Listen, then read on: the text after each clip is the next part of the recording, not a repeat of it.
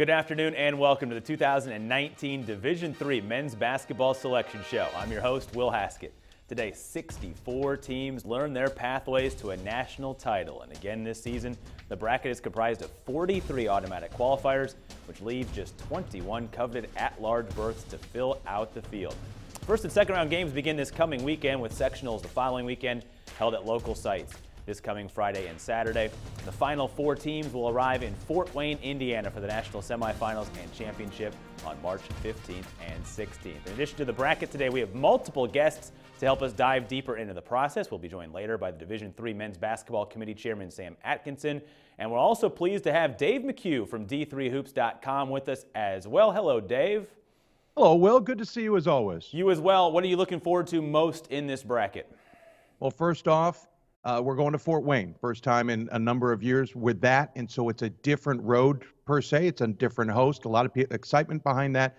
Looking forward to seeing how everyone gets there. Also looking forward to what everybody reacts to here. I think we have a very good balanced bracket. I avoided some things that we didn't want to really see. Also put in some interesting matchups. I'm looking forward to this one. All right, let's dive right into it, shall we? With the first 8 teams, we'll get Dave's insight on each of the 8 as we unveil them. And the top team here hosts this coming weekend. It belongs to Whitman. Offense reigns supreme in this region, with Whitman seesawing back and forth with Nebraska Wesleyan as the top scoring team in the country this year, averaging nearly 97 a game. Offense won't be a problem in the program's 4th straight tournament trip. Texas Lutheran back for a 3rd time in the last 4 years. Pomona Pitzer hasn't made the field since 2008 and returned to face Texas Dallas in the opening round. While Williams will play hosts 2 games this coming weekend. Nobody held offenses back better than the Eats this season, leading the nation in field goal percentage against, but an 0-3 mark against rival Amherst is a blemish on the schedule this season. Husson dances again in 2019 to face the Eats in round number 1. Plattsburgh State breathes a sigh of relief. One of the best rebounding teams in the country must rebound after a SUNYAC semifinal loss forced the Cardinals to rely on an at-large selection, where Gwinnett Mercy is back after a 2-year absence. All right, David, interesting one here right off the top. You've got West meeting East in the sectional round after the survival tests. Yeah, the committee is rewarding Whitman here for a really strong resume and a great season. They're one of the top teams in the country. They get to host here, which they have done in the past.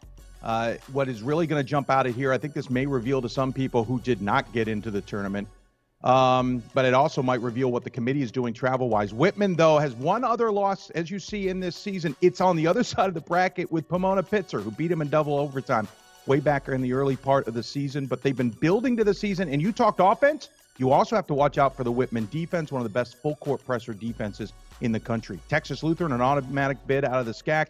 Double overtime winner to get there. 4th conference title in 5 years. We probably should get used to the Bulldogs being there.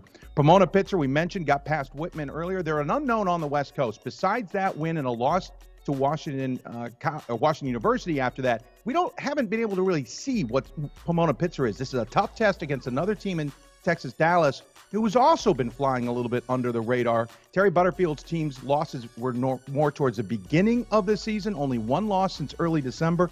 Really interesting matchup here out there in Walla Walla.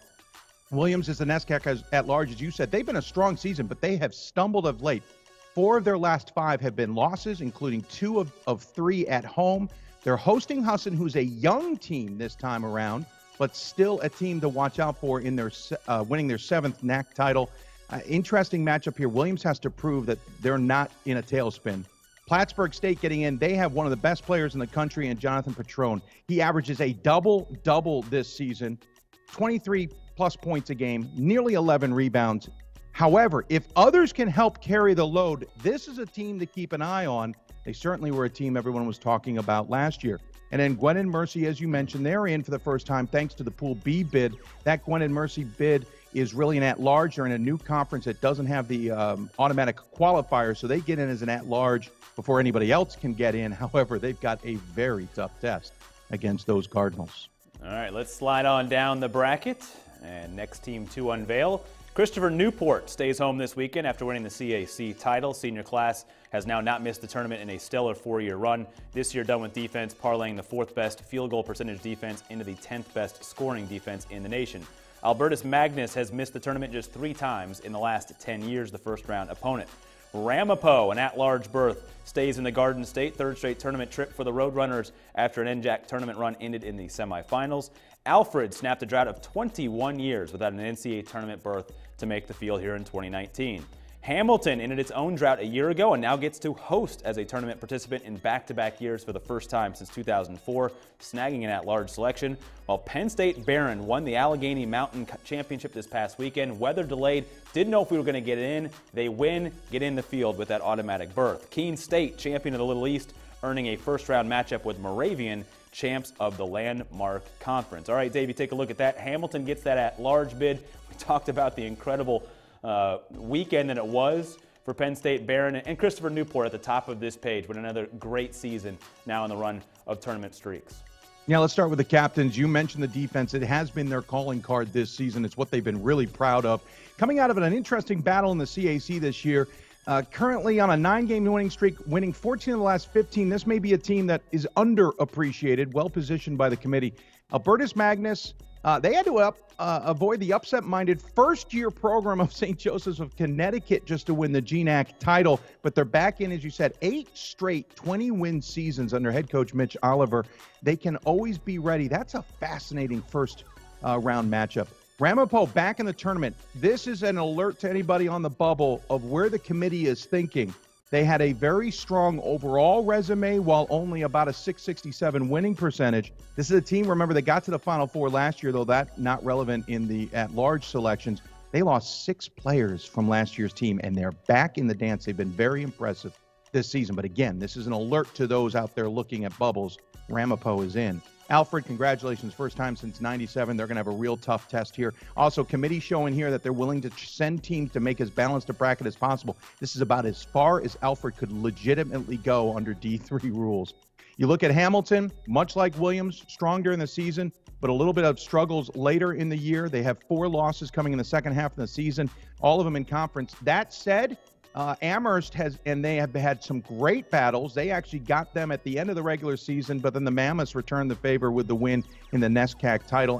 Hamilton, though, a strong and experienced team, could make a very nice run here in the NCAA tournament. And being at home, they weren't at home last year. They get a chance to host in upstate New York this time around. Penn State Barron, you mentioned it earlier, a literally last-minute win. Game postponed due to weather, didn't complete until nearly 8 o'clock Eastern time. They came from 4 down in the final minute to win against La Roche. La Roche hadn't lost a game in conference the entire season. And finally, Barron tripped them up on La Roche's court. Keene State, the Little East AQ here. Recent years has shown you need to keep an eye on them. Ryan Kane, their head coach, has gotten his team ready, and they have made runs in the past. Keep an eye on them. And Moravian, the Greyhounds, defeated Drew in the conference title game. This is their second straight trip to the dance. They bowed out last year to Ramapo in the first round. They're going to have an interesting matchup here against Keene State. All right, a quarter of the way through the bracket as we slide on down the left-hand side. And how about a team we've already mentioned several times, I feel like, already in the show? It's Amherst, another mammoth season for the 2-time national champs who returned to the tournament after missing out a year ago, fresh off, as Dave alluded to, that NESCAC championship. Phenomenal defense all season, highlighted by the top 3 positions in 3-point defense and rebounding margin. That means it's a tough matchup for Rosemont to make its tournament debut, fresh off a thrilling run in the Colonial States Athletic Conference Championship. Rochester is the host of this quadrant. The 1990 national champs had to rely on an at-large selection after Emory nudged them for the UAA regular season title. No such at-large needed, though, for Farmingdale State after capturing the Skylines automatic bid. Rowan is next. The 1996 national champs haven't made the tournament since 2000 to end that incredible run of play in the 90s, but a new generation returns in 2019 after the first NJAC title in 20 years. Brother Nick and Rob DePersia average over 25 per game combined and shoot it at 40% from deep. Emerson has its own reason to celebrate, parlaying a new MAC championship into the program's first NCAA tournament trip.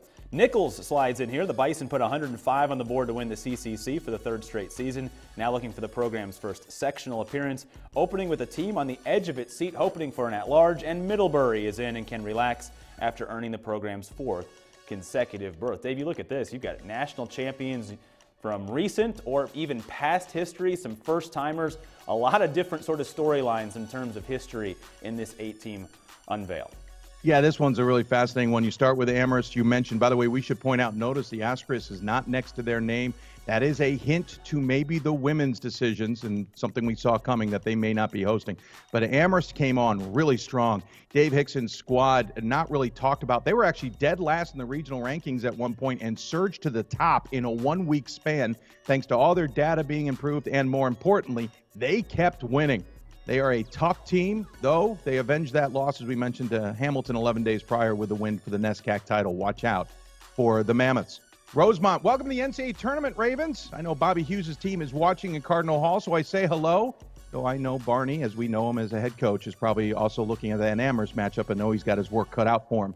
That'll be a great matchup for them, but at the same time, great to see the team into the program. For Rochester, the Yellow Jackets are host, as we've seen. This is one of the best places to see a game, to be honest with you, in Division III. It's not the Palestra, as everyone knows, in Philly. It's the Palestra of upstate New York, and if you get a chance, you get to see it there. Get a chance to see the game there, please do so. Rochester, a good team out of UAA, one of the best conferences in the country. Had a little bit of a stumble in conference, but finished strong to get this bid. And then they'll take on Farmingdale State out of the MASCAC. You know, Farmingdale State, one of those teams that a lot of unknowns. They're in a conference that doesn't tend to get a lot of attention. We'll see how Farmingdale State matches up with Rochester. Rowan, welcome back. I know Joe Crispin's done a great job with this program. The profs into the tournament is outstanding. They beat New Jersey City at their place. I know John Crispin is happy and proud of his brother. I'm really interested to see how Rowan does in this tournament. I think they might be a team to watch. Emerson, a team that has had surprising wins all season. They shouldn't have been maybe a surprise. They finished second in the conference and went on to win the conference title. Really good team, coached by guys who know a lot about D1 but have a respect for D3 now. Nichols has one of the best players to watch in Division III, and Marcus Echeverria. He's an outside shooter. He's a disher. He's a rebounder. They started this season under the light of an interesting moment, let's just say, in college basketball. They rose above that and have been a very good basketball team despite a coaching change off season. They are still strong. And Middlebury get the punch their ticket, another NESCAC team in here. Middlebury is an unknown. Didn't finish as strong as they would have liked. That matchup is a tough one. That's a real X's and O's one. One really good team, unfortunately, is going to get knocked out in the first round. All right, we now get the chance to complete the first half of the bracket with 8 more teams here on the left-hand side. And this 8, headlined by Swarthmore, the Centennial Conference champs, left no doubt in earning the automatic berth in the tournament, outscoring opponents in that title run by 18 points. In fact, the Garnet haven't played a game in the single digits in a month, winners of 10 straight coming in, and they will test that streak against Mitchell, NECC champs in 2019. MIT makes it 3 straight with an at-large berth to the tournament, while Skidmore left little doubt with another Liberty League championship. Final 4 hosted by Randolph-Macon, one of just 2 teams in the country with a scoring margin above 20, but the best team in the ODAC all year has pieces at every position. Buzz Anthony, the Energizer, and scoring at a record rate of late, while sharpshooter Luke Neely is top 5 in the country behind the arc. Morrisville State captured the NEAC and will get a challenging opening test. No more waiting for York to see its name called. First back-to-back tournament trips since 2006 for the program, where DeSales is the first opponent, winner of the MAC Freedom, where the Bulldogs swept both the men's and women's titles. Dave, your thoughts as we wrap up the left-hand side of the bracket. Yeah, Swarthmore is one of the best teams in the country that no one's talking about, even though they're a top 10 ranked team. I like Swarthmore. I've seen them in person. When they put it together, they are a tough team to beat, and believe it or not, is also a defensive-minded team. They are pretty tough on that token as well. However, they've got a tough matchup in Mitchell. I think Mitchell's just going to be a surprise for people. It seems odd to say, I think, for some who are listening, but Mitchell is going to present some issues. But if Swarthmore is on target here, this should be a win for them. MIT comes in with a lot of question marks. When they have a full team in place and healthy, not injured, they are one of the top teams and one of the toughest teams to beat. But they've been banged up a lot. Who's going to be on the floor is going to be the question mark there. Skidmore has a lot of talent, hasn't lived up to that talent in the last couple of years, in my opinion, but that also could mean that they are a team that can make a run here. It's nice to see them into the tournament. That matchup with MIT is going to be a great coaching watch game for sure. Randolph-Macon, another great place to see a game, by the way. Flown under the radar as well, which seems odd. The ODAC, I think a lot of people didn't think would be that challenging this year. The ODAC turned out to be a really fun conference to watch. Randolph-Macon staying above the fray was very impressive. I liked them losing in the conference title game almost expected in the ODAC that the top team may not win the AQ. They are a tough team, as you've seen in the highlights. They got outside and inside play. Morrisville State, by the way, never count out Morrisville State. They have been known to pull off some of the biggest upsets in the last few years in the NCAA tournament. If you're Randolph-Macon, do not sleep on Morrisville. York, welcome back. Another team like Ramapo, who lost a ton from last year, including a couple of 1,000-point scorers. Not a lot of people had a lot of expectations of York. They came on strong this year, finishing second in the conference yet again to Christopher Newport. And DeSales, they've been a tough team, hard to read team, though. Those 6 losses have had more question marks than the 21 wins. That York DeSales matchup is a fascinating one to me about two teams that probably have a lot to prove, honestly. Okay, halfway through unveiling this bracket, and if there's one thing we've learned at this point in time, Dave, is that you got to be pretty good to make the field. We're going to take a quick break, dive right back into the unveiling of the teams after this quick message. Big shots. Big dunks. This trophy is not given. It must be earned. The 2019 NCAA Division III Men's Basketball Championship, March 15th and 16th at the Allen County War Memorial Coliseum Arena in Fort Wayne. With his third triple. Visit ncaa.com/tickets and secure your seats today. Welcome back to the 2019 Division III Men's Basketball Selection Show with Dave McHugh. I'm Will Haskett. Half of the field has been revealed. A little more than half of the at-large berths have been handed out as well. So, Dave, you got a lot of people sitting on the edge of their seats right now. Let's not keep our nervous viewers waiting any longer. Right back to the bracket. We begin with the champs from Nebraska Wesleyan, who are back in the field this week or this year to defend their title. They can officially defend now with that spot secured. The Prairie Wolves just wrapped the best season in program history, leading the nation in scoring. So there's no letting up in trying to become the first repeat champion in a decade. Eureka, SLIAC champs for the first time. Well-deserved at-large for St. Thomas. Two-time national champs are back after missing out last year. The Tommies lead the nation in fewest turnovers. And party time now for Wisconsin lacrosse, which will test that ball control. At-large berth is just the second tournament trip in program history. I think you can hear the celebration already from here. Guilford survived the ODAC to get one of the tougher automatic berths in the field and will host Sewanee in the first round, returning to the tournament for the first time since 1998. Wittenberg never misses the tournament, it seems like. The 1977 national champs and winners of the NCAC this season extend the record for most tournament appearances to 29, battling Emory, the UAA champs, in the opening round. Dave, a little bit of everything for you on this side. You get the defending champs in Nebraska Wesleyan back in the field, and Wisconsin lacrosse. There will be a lot of discussion about that team as well. Yeah, there's a lot to unpack here. There's a lot of people looking at this going, oh, fascinating. Nebraska Wesleyan, the defending champs, as you said. However, they haven't been a team that has dominated a lot of their opponents. The games have been maybe a little closer than you would expect. They are still a dangerous offensive team. They are one of the deepest teams in the country. They have basically been the #1 ranked team for all but 1 week this season. That should continue. I like Nebraska Wesleyan, but they got to make sure they're playing to their top level, not their opponents. Eureka, welcome to the tournament. Eureka, one of every conference in the Central region, did not have its regular season winner win the conference title. Eureka is an example of winning the conference title when the point mattered. St. Thomas into the tournament, nice to see them. They are always well coached, very tough matchup. And right now there are people going, wow, because lacrosse is into the tournament. This is a huge bubble burst for a lot of people. This has a lot of ramifications. There's going to be people watching the rest of this bracket to see if who else got in or who else did not because of that. I also wonder if lacrosse even thought they were going to get in the first place.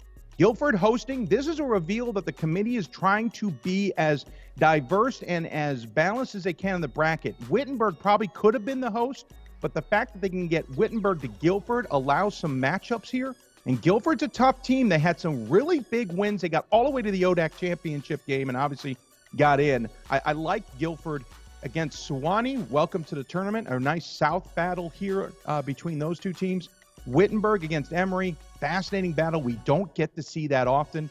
Emory is a well-coached team, and we know Wittenberg, as you said, can be a tough matchup as well. But Emory is just one of those squads, again, like Rochester, out of the UAA, who's battle-tested, who's been through the rigors. They also know how to travel, as they have to travel across much of the country, much of the season. This one I'm fascinated by because I don't know if anybody ever even thought about Wittenberg versus Emory in the first round. Well, there's a lot of matchups that of each and every year seem to pique our interest. All right, sliding down this right-hand side of the bracket, we're talking about power programs up above. Wisconsin Oshkosh is next. Last year's national runner-up was just another step up for the program that is on the doorstep. You would think of winning it all. Lake Forest goes for the early disruption here after taking home the Midwest Conference title to earn the program's first ever NCAA tournament berth. St. John's actually hosts this section after leading the country in both field goal percentage and rebounding margin, while upper Midwest champ Northwestern St. Paul is the first round matchup. Our next first and second round host is CCIW champ North Central. 4 straight trips to the tournament continue the longest streak in program history, while Chatham is hoping its first ever PAC title is the start of a similar streak. Loras adds strength to this quad, runner-up in the American Rivers tournament, but an at-large returns Loras to the tournament for the first time since 2008 to face MIA champ Albion in the first round. Dave, your thoughts? Yeah, another interesting setup here. The reveal that St. John's is the host over Oshkosh reveals what we may see with the women's bracket, as the Oshkosh women are in the tournament as well. We should point out women have priority in the first weekend, so that's what we're kind of alluding here to. Lake Forest, like Eureka, a winner of the conference title, even though they get knocked off as a result the regular season title winner. St. John's, don't overlook Northwestern, please. Northwestern has been known to make some surprises in the opening weekend, but St. John's, really good team, played well, had a couple of stumbles mid to late in the season, but have come on strong since, put a good number up against their rival in St. Thomas. They are a team to keep an eye on. If they get past Northwestern, that matchup against potentially Oshkosh is huge. By the way, quick note on Oshkosh. They're doing this under a brand new head coach. Their assistant coach took over the program after their head coach left for Wash U in the offseason. North Central, winners of the CCIW automatic bid, getting past Augustana. I think I saw a note that of the 5 times that the CCIW regular season champ hasn't won it, it's been North Central that ended up with that title. They're a good team with a lot of pieces, a lot of unknowns as well. I think they got a chance here to prove themselves. They'll take on Chatham. Chatham, in their 4th year, is into the NCAA tournament, something that their athletics director kind of pulled off when he was a head coach in his day. Chatham, an unknown, but they go all the way to North Central. They have a very tough test there against the Cardinals. And then Loras versus Albion, fascinating matchup here. Loras has been the one team Nebraska Wesleyan couldn't figure out as Loras beat them. Loras also beat Augustana earlier this season and beat Augustana Division II earlier this season. But they've also had some losses that have left people scratching their heads. Albion, in the meantime, thanks to a buzzer beater in the semifinals that bounced on the backboard a couple times, plus the rim a couple times, they're dancing after coming out of the MIAA. Congratulations to them, but they're going to have a tough test with Loras. Dave, I feel like you've got some foreshadowing going on right now with the way I don't know this what you're talking bracket is set up, because as we transition to the next quarter of the bracket, a team that was fresh off the tongue several times in that breakdown is Augustana. Another trip to the national championship game entirely possible for this team. 4-time national runner-up was there in 2015 and 2017, so odd-numbered years seem to suit the program well. Top 20 in the nation in scoring, defense, and margin. Aurora captured the NACC to return to the tournament for the 2nd straight season. Celebration time now for Capital in with an at-large. A regular season title in the OAC was capped off by Austin Schrack being named Conference Player of the Year. He helps bring the program back to the tournament for the first time since 2012. Wisconsin Platteville survived the WIAC to earn the automatic berth here into the tournament. Worcester is our next host and also an at-large berth recipient. 28th tournament appearance is just one off the all-time record for the tournament. Daniel Hempy and Reese Dupler are 2 legit scoring threats, averaging nearly 40 points per game as a duo. Baruch captured the Cognac title for its 5th tournament trip and did so in dramatic fashion. 10-team fouls, so any foul is free throws. Who's going to be the inbounder? It looks like they're going to send all 4 players long. Look at this alignment. It's like football. Here comes the push. Jack Sixsmith up ahead. It's Boateng for the title. He got it!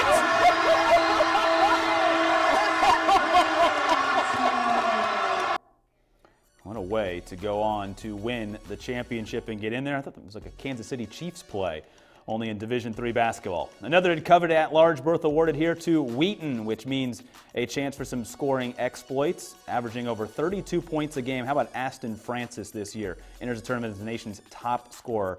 He also makes nearly 5 3-pointers per game. And imagine how much fun the scout is going to be for Hanover coming up in preparation for Wheaton and the scoring exploits of Francis. Dave, we've seen buzzer beaters, we've seen power programs, we got the top scorer in the nation as well in this one. A lot of things in this quarter of the bracket. Yeah, so where do you want me to start? Yeah, I don't know. Yeah, I pick them, throw a dart. Augustana, obviously very good team, losing in the CCIW championship, maybe not the shocking thing, but they won 5 straight regular season CCIW championships. That has never been done in conference history. That was more rare than going undefeated, which has not happened in conference history since the mid-'70s. Gray Giovanni, who just revealed he's dealing with cancer, but going to have surgery after the championship tournament is over, has this Viking team rolling at this point. North Central being their only blemish of late, as North Central has beaten them twice at both places, interestingly enough. Aurora, welcome to the tournament. Another Central Region team that knocked off a Central Region champ. Capital, an unknown here. I think Capital has shown that they can be a very good team. I just don't know what we're going to get out of Capital. And then Platteville survived, as you said, from the WIAC. Absolutely insane on the WIAC from Platteville's point of view. Knocked off Stevens Point, who was also trying to get in the tournament. And Platteville, Stevens Point, there's other teams. There's a lot of teams that are nervous right now as they continue to watch this bracket. Worcester getting in, correct. Congratulations. But we got to talk about Baruch. That play was insane. A football play, as it were. And talking to their head coach yesterday on our show, he revealed they had never practiced that play ever. One of his players had seen Northern Kentucky pull something off similar. It was more about killing the clock play. He had seen it too. They had never run this. This was drawn up in the huddle ahead of it, and they execute it for the win. Incredible. And then Wheaton comes in. I've said this all year. As Ashton Francis goes, so does Wheaton. If Wheaton's going to be good, Ashton Francis not only has to score, but he's got to get his teammates involved. If a team shuts down Ashton Francis, Wheaton's going to be in trouble. But Ashton Francis could still put up 30 points. He is one of the most dynamic players in the country. And Hanover, 3rd straight conference title. Congratulations to them. Thriller against Transylvania yesterday to get in. But as you said earlier, they're going to have to figure out how to stop Ashton Francis and then all of his teammates at Wheaton. Yeah, good luck finding the guy in practice to play Francis coming up Yes. This week. Must watch. There's a lot of the matchups coming up in this one, and that leaves just 8 more teams to unveil, and some still sitting anxiously on the edge of their seats. It starts here with Marietta, 5 straight tournament trips for the Pioneers, but this one came with some drama. John Vanderwall's team is gathered right now for a viewing party to assure that the OAC regular season champs got an at-large selection. Maryville will be the visitor after earning the USA South automatic bid. Running out of at-larges as now New Jersey City snags one. The Gothic Knights fell in the NJAC Championship, but returned to the tournament for the 3rd straight year, ranking in the top 10 in the country in turnover margin, while MAC Commonwealth champ Arcadia will be the first round opponent. 4 to go, all traveling to Oswego State. The SUNYAC champions didn't have to worry about missing the tournament again this year, getting an MVP performance from Tyler Pierre to win the Lakers' 8th conference crown. Annual appearance for Salem State, making its 25th trip to the tourney. We've made Baldwin Wallace wait long enough to officially celebrate its first tournament trip since 2006 after winning the OAC, but the wait has been torture for those clinging to hopes of a final at-large selection. It belongs to Salisbury. The Seagulls are back after missing the tournament a year ago, and a semifinal loss in the CAC tournament put their postseason hopes perhaps in danger. That is all 64 teams. Now, Dave, your reaction first to these final 8. Yeah, first off, there's a good chunk of teams who are absolutely gutted right now. Some of them losing yesterday. A lot of them losing yesterday to not get into the tournament and now see that large chance has gone, evaporated with New Jersey City and Salisbury. And to be clear, New Jersey City and Salisbury would have been picked certainly earlier in the process, so they may have started to see the light coming, but the reveal here on the bracket certainly hurts. Marietta is another good team out of the Great Lakes. They have one of the toughest places to play. Call it a bandbox down there in southern Ohio. A great place to see a game as well. Maryville, a team that I think we had a lot of expectations early in the season. They didn't really seem to come through, but now they're in the tournament. You never count out anybody in a tournament. Marietta's got to be ready to play against Maryville. New Jersey City, very good team that has a lot of great weapons. Last year in a similar situation, they were unable to get it done in the first round. They are chomping at the bit for this one, especially after losing the conference championship Arcadia is a team that defensively is very good. I'll be fascinated to see how they match up with New Jersey City here. I think Arcadia has been underappreciated, but also in part because a couple of late losses in the season have had people scratching their heads. Oswego in, great place to see a game up on the Great Lakes, if the snow allows. Salem State will have a tough matchup there in Oswego, who's probably been one of the best teams in the East region, along with Plattsburgh. Baldwin-Wallace, as you mentioned, getting in. That's great to see. I like to see that Salisbury's traveling as well here. Seagulls in, really in part because of such a strong start to the season. They had a controversial start to the season with their head coach being let go, going with an interim head coach. It seemed to fuel them for about half of the season. The second half's been tougher. We'll see how ready they are to head to Oswego and play Baldwin-Wallace. Now we get a final chance to sort of, I guess, digest all 8 of these unveiled, 64 teams now in the field. You and I have talked each and every year, it feels like, about how national this bracket continues to get, the evolution of the sport. Sort of more of the same this year, Dave, as you sort of unpack everything that we've seen through all 64 teams. Yeah, you've seen things like Whitman is most likely, should they get through the weekend, going to be flying to the East Coast. It's a reveal that the committee is trying to bracket as dynamically and as geographically national as they're allowed within the rules. It's also a sign possibly the NCAA is giving them a little bit of leeway. We won't really know until answers or questions are answered later. But again, Nebraska Wesleyan's an interesting pod when you look at it geographically. You've got some other matchups there. I mean, Oswego hosting with Marietta, Worcester, and, oh, by the way, Augustana. It shows that they're trying to pull in teams as much as they can. And the second weekend may not come down to hosts who are the top teams in the country, but hosts who are geographically located where everybody can get to them and provide us kind of some great matchups. The other thing I noticed, we avoided a lot of heavy hitter matchups in the opening weekend. It was a real concern with so many good teams in the central, somewhat western part of the country. I think we worried about that. It doesn't mean we can avoid them at all costs. We're going to have some tough second weekend games, but I really like the balance. I thought the committee did a good job. We can nitpick certainly, and we will later today, but I really like what they put together. And the at-large bids, fascinating. They will be talked about for a few days here on where the committee was trying to decide all the criteria. This is just the appetizer for all of you and your fans there at D3Hoops.com. Dave, thanks so much for the insight. We got a women's show to get ready for, too, as well here today. And we cannot wait to get these games going. And as we've seen the last couple of years, it doesn't matter where you are. Somebody can always walk away with a title. We'll see who survives all the way to Fort Wayne. Thanks, Dave. Thank you, Will. With all 64 teams now unveiled, it allows us to bring in the chair of the Division III Men's Basketball Selection Committee. Sam Atkinson is the Associate Athletic Director of Communications at Gallaudet University. Welcome, Sam. A lot of coffee the last 48 hours or so, I would imagine, with your committee burning it at all hours. No doubt, Will. We were up late, but we made sure to get the best teams for the field, and we're looking forward to this year's championship. You know, Sam, I think one of the best challenges every year, both fields, whether they're looking at the men's or the women's field, is the fact that in Division III you have so many automatic berths into this tournament that you really are left with a really large group of at-large teams, and in trying to produce a field with so few at-large selections. Walk us through what that challenge looks like for your committee. Sure. First, we tackle our Pool A's, and we had 42 bids that we had to fill first out of the field of 64. The next thing that we tackled new this year for us was a Pool B. We had one selection for Pool B, and then that left us with 20 Pool C at-large teams that we had to go through. And a lot of those teams are really good, and they had a little trouble in the conference tournament, and we had to go through our criteria and look at them.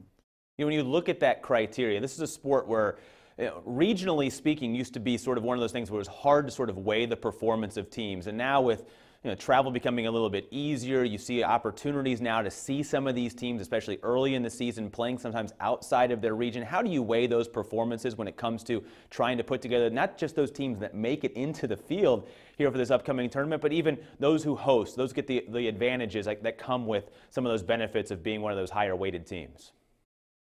Yeah, I think a shift that we've seen recently in Division III men's basketball, and it's a credit to all the coaches out there for really scheduling well in the non-conference and really challenging their teams outside of their conference schedule. And when we try to apply that same theory here to our national tournament, we try to make our bracket as national as possible, and we really try to diversify our pods and break things up and make an equal balance.